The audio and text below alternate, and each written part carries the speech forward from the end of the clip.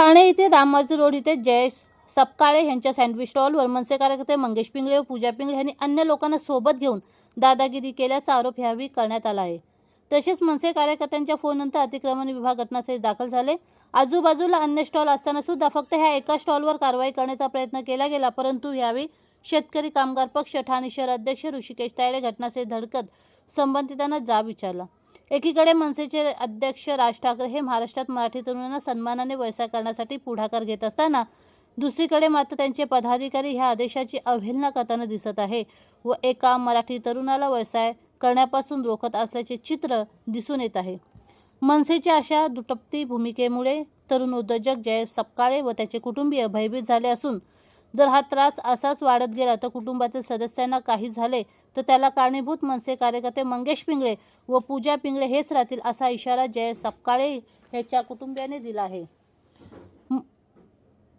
मनसे कार्यकर्ते जर जयेश सपकाळे ह्या तरुणाला व्यवसाय करण्यासाठी रोखत असतील तर त्यांना शेतकरी कामगार पक्षाच्या वतीने योग्य उत्तर देण्यात येईल, असा टोला शेतकरी कामगार पक्ष ठाणे शहर अध्यक्ष ऋषिकेश तायडे यांनी प्रसार माध्यमांना प्रतिक्रिया देताना लगावला। यावेळी ऋषिकेश तायडे यांच्यासह शेकपा लोकमान्य नगर विभाग अध्यक्ष सागर ढेडे, गुरु राणे, श्रद्धा सपकाळे, वीरेंद्र पांचाळ हे जयेश सपकाळे यांच्या सँडविच स्टॉलवर उपस्थित होते।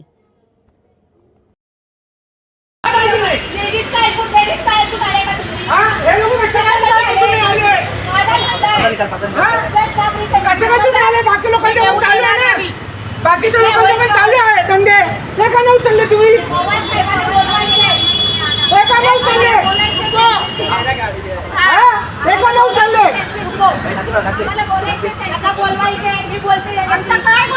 आमचा काय गुन्हा ते सांगितलं पाहिजे ना। बस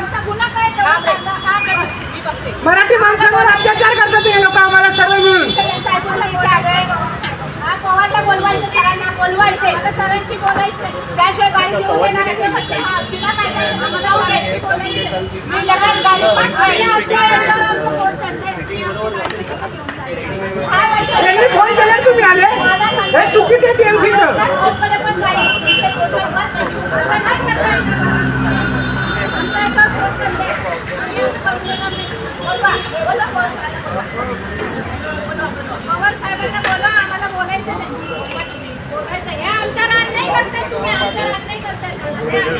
बाकीच्या लोकांचे धंदे चालू आहेत, तुम्ही आले उचलेला आणि आज रविवार आहे, टीएमसीचे माणसं कसे काय आज रविवारी उचलेला? फोन केल्यावर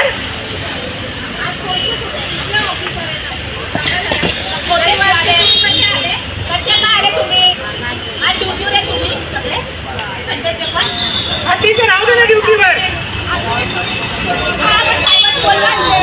साहेबांना बोलवायचे, बोलायचं द्या।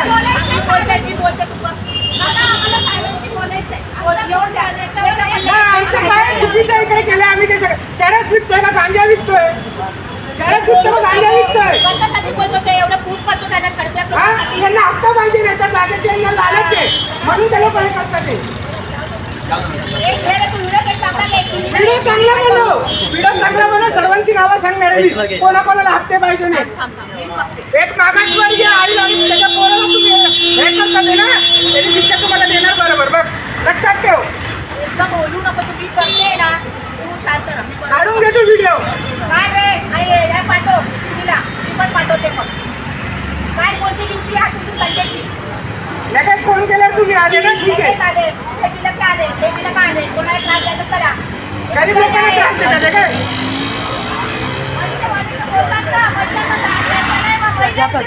क्या हुआ?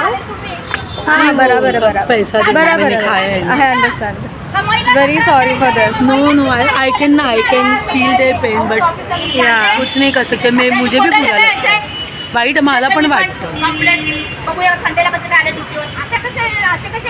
उगाचच चाललेलं। फोन केला दारूगिरी तर विकत नाही ना, मेहनतच करतात ना, नेहमी गाडी नेतात, नेहमी हे मला पण वाईट वाटतं। तुम्ही फक्त ह्याच्यात सांगाल तुम्ही नेहमी येता इथे? हे लोक नेहमी येतात आणि घेऊन जातात।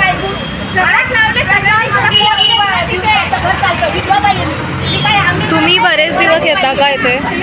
येतात नेहमी, यांची गाडी तोडा वगैरे नेतात नेहमी, म्हणजे कमवायचं नाही का? नेहमीच करतात, आम्ही तर नेहमी येतो यांच्याकडे। नेहमी त्रास देतात, नेहमी टॉर्चर करतात माझ्या अरे मुलाला. 10 वर्ष झाले आम्ही लावलेला आहे धंदा. नेहमी सांगतात जबरदस्ती गाडी करतात. हटवा, गाडी हटवा. गरीब लोक आहेत आम्ही काय अमीर नाही आहे घरचे. पण काय जास्त करायचं नागरिक मग आपण काय करायचं अरे बघा ना, खंबायचं की आम्ही नाही आमच्या इज्जतदारपणे चोरी मारी तर नाही ना आम्ही आमच्या करत घरात आहे. थांबतोय. नेहमीच आहे तोडाफोडी करतात नेहमीच नखरेत नेहमीच आहे यांचे नखरेत इथे न लावायचं तिथे न लावायचं माझ्या माहिती मुलावर. आणि आज खरंच रविवार आज ऍक्च्युली नाही आले पाहिजे नाही आले पाहिजे ऑफिसर असतात संडेला बंद आहे. कुठले बीएमसीचे ऑफिस आहे टीमचे चुकीचं आहे खूप चुकीचं आहे किती अन्याय चाला नाही हो मराठी माणसं घेऊन या लवकर चालू शेकडीचा स्वीटर लवकर आणून द्यायचे नाही स्वीटर घेऊन द्या तुम्ही तू आहे हा एक पण समाजाचं मला सांगायचं आज जे होईल ते होईल त्यांना बोलवा आम्ही पण व्हिडिओ चालवलं पाहिजे आम्ही पण जाऊ नये त्यांनी सांगितलंय तो पवार साहेब आहे ना मग त्यांचं पण बरोबर त्यांनी सांगितलंय महिलांना त्रास द्यायचा नाही आणि महिलांना त्रास द्यायला महिलाच आल्या बाकीच्या गाड्या दिसत नाही हीच गाडी लगेच आले हे लोक लगेच फोन लागले. हे सगळे हा म्हातारा माणूस. काय झालं?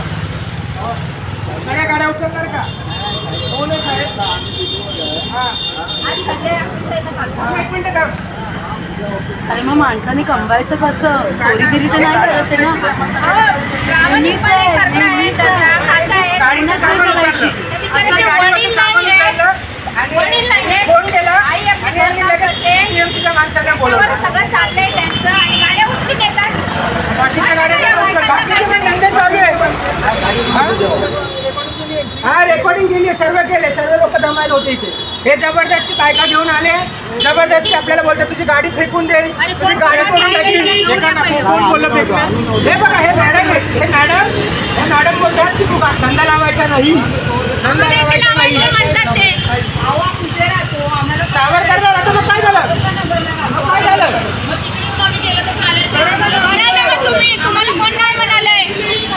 करा ना मग त्याच्याच एकट्याच्या गाडीचा प्रॉब्लेम अरे थांब ना आम्ही एक मिनिट थांब का जरा दोन एक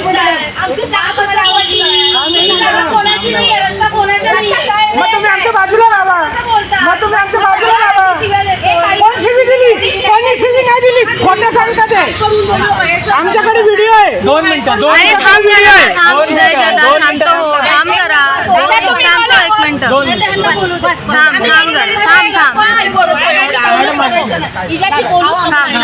थांब गाडी लावतो आम्ही याला बोलायला थर्ड क्लास वगैरे बोललं जातं. एक मिनिट थांब मम्मी काय बोलू नको आमचं वाक्य पण चुकीचं काढू शकतो मी बोलतो नाही हे लोक जरा जास्त बोलतायत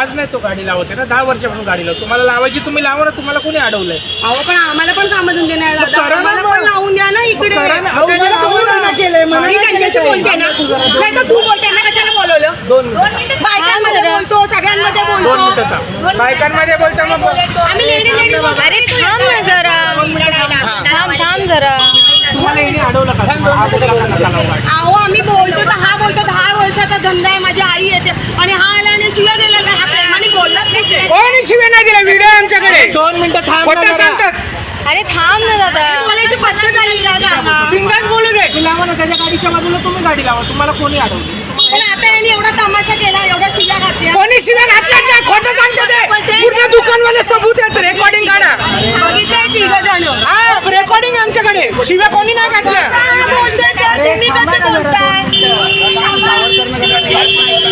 हे बघा रेकॉर्डिंग मध्ये ऐका शिव्या नाही दिल्यात ऐकू घ्या शिव्या दिल्या आम्ही कोणाला मराठी भाषेत आम्ही व्यवस्थित बोललो कोणी नाही शिव्या दिले हे लोक आहे की नाही समोर सबूत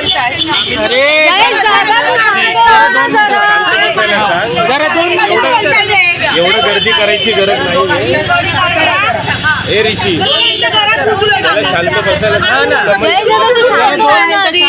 बोलू देत ना तिकडे जाऊन उभा राहा असं ओरडायची बोलायची पद्धत आहे का? थांबा थांबा. त्यांना ए तू बोलू म्हणून मी नको. तुमच्याशी बोलते, हा बोलतच नाहीये नीट. काय तुम्ही आम्हाला हार्ट अटॅकचा प्रॉब्लेम, आम्ही काय करू तुम्हाला हार्ट अटॅकचा प्रॉब्लेम? आम्ही कुठे तुम्हाला ओरडायला सांगतो? तुम्हाला हार्टचा प्रॉब्लेम आहे तर आम्ही अहो तुम्ही ऐकून तर घ्या ना. थांब 2 मिनिटं बोला तर नीट. आम्ही व्यवस्थित हा नीट बोला. हो बोलायला गरज आहे. हो ठीक आहे ठीक आहे. आपण बोलूया ना. शांततेत बोला ना. शांततेत बोला ना तुम्ही. जाऊ देत ना. बोला ना. त्याला सांग शांत बस. तुझा विषय आहे ना समंजस लावा ना, तुम्हाला कुठे गाडी लावायला लावा, तुम्ही त्याला का नका लावू असं बोलता, तर माझा हा विषय आहे तुम्हाला. अहो हाच वाद घालतोय. आम्ही म्हटलं आम्ही रेल्वेचं आम्हाला कामं नाही, आम्हाला पण लावायचे. मग ह्यांनी वाद अरे जरा वाढवला. थांब ना तू पण 2 मिनिटं. तुमची गाडी आई शांत हो 1 मिनिट. बाजूला हो. तो बोलतोय ना. खूप होते गाडी तिच्या साईडला. नाही असू दे ना, गाडीचा काय विषय नाही. खूप त्रास होतोय ना लहान मुलं. अहो राहू द्या तुम्ही. आता आपला विषय बोलू का आता गाडीचा हे करू ते सांगा. ते त्यांना त्रास होतो. चाल की राजसाहेब ठाकरे जे सर्वीकडे ते सांगतात की आम्ही महाराष्ट्र माणसासाठी आहोत, मराठी माणसांना रोजगार केला पाहिजे, रोजगार उपलब्ध झाला पाहिजे त्याला, तसं ते सांगतात. पण कुठेतरी त्यांचेच पक्षाचे पदाधिकारी ठाण्यामध्ये त्यांना केळ्याची टोपरी दाखवण्याचं काम करतात. ते एकीकडे ते डोंबिवलीला जाऊन त्यांचे जिल्हाध्यक्ष त्या मुलीसाठी तिथे शोरमाची गाडी लावण्यासाठी तिला मदत करतात आणि त्यांच्याच निकटवर्ती आज इथे राम मारुती रोडवरती त्याला येऊन त्रास देतात की बाबा तू इथे गाडी लावू नको. हा कुठल्या याचा न्याय आहे? तुम्ही म्हणजे याचा अर्थ काय, तुम्ही मराठी माणसाला काय धंदा नाही करायचा का त्यांनी? तुम्ही त्या व्हिडिओमध्ये जर तुम्ही बघितलं असाल ते बोलतात आम्ही इकडचे स्थानिक आहोत, आम्ही धंदा नाही करायचा का? तुम्हाला काही कुठे आम्ही अडवलेला नाहीये. तुम्ही बिंदास करा. तुम्ही हा पुन्हा रोड बघू शकता, तिथे एवढी जागा आहे, तुम्ही कुठेही लावा. जर तुमच्या पक्षाचे जर जिल्हाध्यक्ष तुम्हाला मदत करणार असेल तर शेतकरी कामगार पक्ष तुमच्यासाठी चांगल्या कामासाठी तुमच्या बाजूने उभा राहील. तुम्हाला जर इथे कुठे धंदा लावायचा असेल आम्ही तुमच्या बाजूने उभा राहू. पण कृपया करून अशा कुठलीही गोष्टी करू नका ज्याच्याने मराठीमध्ये हा वाद निर्माण होतोय. आणि कुठेतरी आज आम्हाला असं वाटतंय हा मराठी व्यक्ती जर आहे जो उद्योग करतोय, हा मराठी माणूस काम करतोय म्हणून तुमची पोटदुखी आहे का तो मागासवर्गीय आहे म्हणून तुमची पोटदुखी आहे? आता आम्हाला असा प्रश्न पडलेला आहे. कुठे ना कुठेतरी असं वाटतंय की सन्माननीय ठाकरेंनी जे आदेश काढलाय त्यांची जी प्रक्रिया चालू आहे त्यांचे पदाधिकारी त्याचे गैरफायदा घेतात आणि असं प्रकार. बघा कसं आहे, तुम्ही एक लक्षात घ्या, शेतकरी कामगार पक्ष जो आहे हा आपला देश स्वातंत्र्य होण्यापूर्वीचा पक्ष आहे. त्यांनी महाराष्ट्रासाठी बलिदान केलेले आहे. आमच्या पक्षाच्या लोकांनी रक्त सांडलेलं आहे. यांना काय इतिहास माहिती आहे? हे आज महाराष्ट्र मराठी आणि याच्याबद्दल बोलतात आहे. पण जर राज ठाकरे साहेब जर एवढे बोलतात ते मराठी माणसासाठी हे ते आणि हे याचा गैरफायदा घेतात, हे लोकांना काम नाही करू देत. नक्की यांचा उद्देश काय आहे? आजपर्यंत आम्ही काय बोललो नाही. ठीक आहे, समजा काही असतील, समजा नेहमी येऊन त्याला त्रास देतात. त्यांनी मला त्या दिवशी सांगितलं, मी आलो, त्यांच्या एका कॉलवरती अतिक्रमण विभाग येत आहे. म्हणजे अतिक्रमण विभागाचे अधिकारी तुम्ही बघू शकतात की असं मला वाटतं की त्यांच्यासाठी ते अतिक्रमण विभागाचे जे अधिकारी आहेत ते काम करतात. ते महानगरपालिकेसाठी नाही काम करत, ते पक्षासाठी काम करतात. आणि रविवार असून ते अधिकारी त्या दिवशी सुट्टीवर होते तरी ते फोन करून ते सांगतात गाडी उचला. जर त्यांनी सरसकट कारवाई केली असती तर आम्हाला काय वाईट वाटलं नसतं त्याचं. पण नुसतं एका गाडीवरती येऊन टार्गेट करणं आणि त्या गाडीचं फक्त येऊन हे करणं हे कुठेतरी चुकीचं आहे. आणि आजपर्यंत आम्ही शांत बसलोय याचा अर्थ असा नाही की आम्ही हातामध्ये भांगड्या घातल्याय. जर परत मनसेच्या पदाधिकाऱ्यांकडून जर याच्या गाडीवरती जर परत काय असं झालं, जर गाडी उचलण्याचं काम जर केलं, जर ठाण्यामध्ये तुम्हाला शेतकरी कामगार पक्ष आणि मनसेमध्ये तुम्हाला नक्की संघर्ष दिसेल. मी तुम्हाला इतकं सांगू इच्छितो. आणि हे जे इथे जे हे करतात हे जसं एक मांजरीला कसं मांजर डोळे मिटून दूध पिते, तिला वाटतं आम्हाला कोण काय बघत नाही की कोण इथे सूत्रधार काय, हे सर्व आम्हाला माहिती आहे. वेळ आली तर नक्की आम्ही त्यांचा पर्दाफाश करू इतकं तुम्हाला सांगतो. तरी मी जेव्हा घरी होतो तेव्हा शनिवारी माझ्या माणूस इथं काम करतो, तर शनिवारी काही बायका व 3-4 माणसं येऊन माझ्या माणसाला धमकी वगैरे दिली. सांगितलं की तू उद्यापासून लावू नको, उद्यापासून लावलात तर तोडण्यात येईल किंवा असं भरपूर काही ते बोलून गेले. माझ्या माणसाला ते लोक नंबर देऊन गेले की ह्या नंबरवर कॉल करा. त्या मॅडम अशा बोलून गेल्या. मग संडेच्या दिवशी मी संध्याकाळी 7-7:30 वगैरे आलो. त्या टायमाला 4-5 लेडीज आल्या, त्यांच्यासोबत 4-5 माणसं आले व दमदाटी वगैरे मला करायला लागले. तुला सांगितलं ना की इकडे लावायचं नाही, तू का लावतोय, कशाला लावतोय, तुझी गाडी तोडून टाकेल, तू लावायचं नाही इकडे, आम्हाला इकडे करायचंय. आज मी गेले 10 वर्षापासून इकडे काम करतोय, धंदा करतोय, माझ्या आईचा आहे, रोजगार आहे. आणि ते लोक येऊन आम्हाला खूप म्हणजे दमदाटी वगैरे करतात. आणि नेहमीचे झालेले आहे, असं नाही की हे पहिल्यांदा झालेलं आहे, हे नेहमीची गोष्ट झालेली आहे. काहीतरी याच्या मागचं काहीतरी वेगळं कारण आहे, त्याच्यामुळे मला खूप टार्गेट केलं जातं. आज इकडे भरपूर लोक म्हणजे काम करतात, स्वतःचा रोजगार करतात. पण त्यांचं म्हणणं काय आहे की तू सावरकरला राहतो, मग तू सावरकरलाच का नाही करत, तू इकडे का करतो. आज तुम्ही बघू शकता लोक बिहार UP वरून येतात, ते सुद्धा काम वगैरे करतात. मग आमच्यासारख्या लोकांनी जायचं कुठे. आणि दुसरी गोष्ट तर अशी आहे की आम्ही तर इथे काय चरस गांजा ड्रग्स वगैरे विकत नाही, आम्ही आमचा व्यवसाय करतो. आज तुम्ही बघाल इकडे एवढे सर्व व्यवसाय धंदे करतात ते, कोण मुसलमान आहे, कोण बंगाली आहे, कोण भरपूर लोक आहेत. ते लोक काय ठाण्यातलेच रहिवासी आहेत का, आम्ही तरी ठाणेकर रहिवासी आहे, मराठी आहोत. पण ते लोक मुंबईला राहतात, कोण कळव्याला राहतात, दिवाळला राहतो. प्रत्येकाकडेच लायसन आहे का, लायसन नाहीये प्रत्येकाकडे. आणि आम्ही पण लायसनला अप्लाय केला होता, पण काही कारणानुसार ते लायसन आलं नाही. तर त्या मॅडम येऊन आम्हाला डायरेक्ट TMCच्या अधिकारी सारखे वगैरे विचारतात, त्यांचे मिस्टर वगैरे, की बाबा तुझ्याकडे लायसन आहे का, तरच तू लाव, नाही तर तू लावायचं ना, आम्हाला लावायचं इकडे. ही कोणती जबरदस्ती झाली त्यांची. कोण लोक होते, कोण होते? ते मनसेचे पक्षातले काही पदाधिकारी होते, त्या लेडीज व त्यांचे मिस्टर, त्यांच्यासोबत 3-4 जण होते जे माझ्या इथे आलेले. आणि मला त्यांनी दमदाटी वगैरे केली, माझ्या माणसाला पण दमदाटी केली. मग आम्ही त्याच्यानंतर पोलीस स्टेशनला गेलो. पोलीस स्टेशनमध्ये पण हेच सांगण्यात आलेलं आहे की तो जिकडे लावतो तो तिकडेच लावणार गाडी, दुसरीकडे तो लावणार नाही. तुम्ही TMCचे अधिकारी नाहीयेत, कोणावर तुम्ही जोर जबरदस्ती करू शकत नाहीये. बोलू. शनिवार को 8:30 बजे आए, 3 लेडीज थी, एक जेंट्स है. उन्होंने बोला किसका गाड़ी है, तो बोला जैस चप्पल काय तो कुठे राहतो, म्हणजे सावरकर नगरला. त्याने बोलला त्याला सांग ते गाडी तर लावायची नाही, सकाळी तू गाडी लावलं नाही गाडी पलटी करून टाकत. मी त्याला ठीक आहे दादा सांगतोच मी.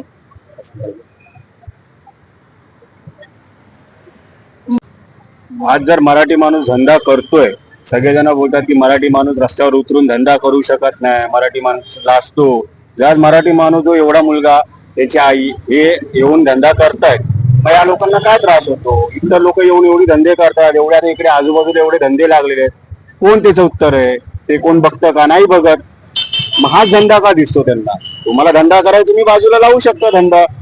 पाना काय कोणाचा बांधलेला नाहीये, पाना हा सगळ्यांचा आहे. पाण्यामध्ये कोणीही कुठेही धंदा करू शकतो. आणि हे जे चाललंय ते त्याच्याबद्दल ते चुकीचं झालेलं आहे.